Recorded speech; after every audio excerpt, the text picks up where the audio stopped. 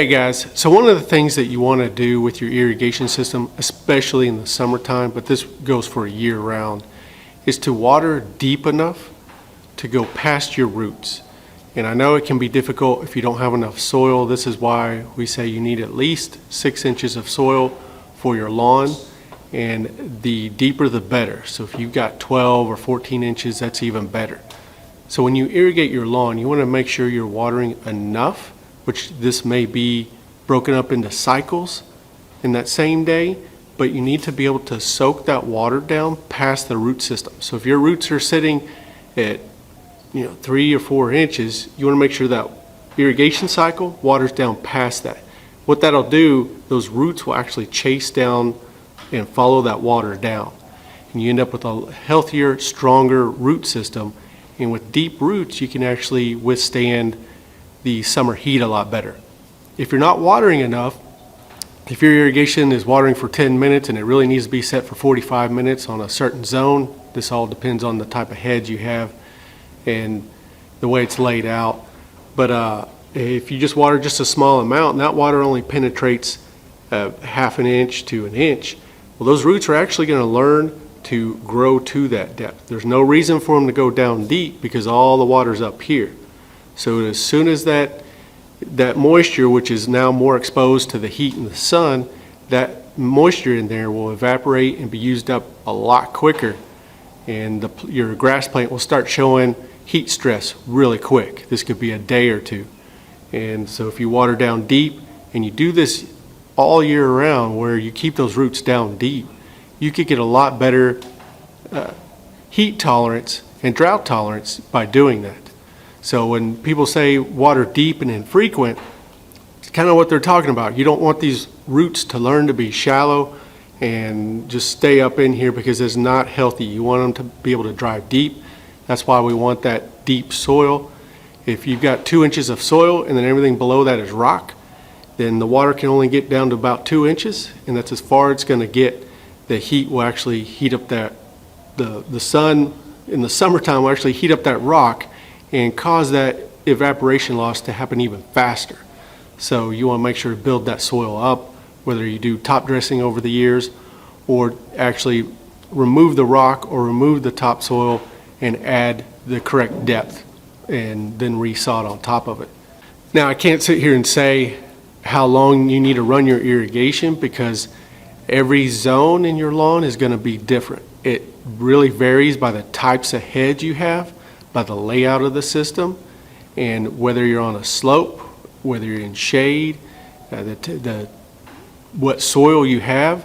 You may be able to get away with running your entire system in the middle of summer in one bank of runtime, whereas some people have a steep slope with very little soil. They may have to, if they have a 30-minute watering time on a zone, they may have to break that up into 3 or 5 different times. That way you slowly, when that water comes, it slowly soaks in and never runs off.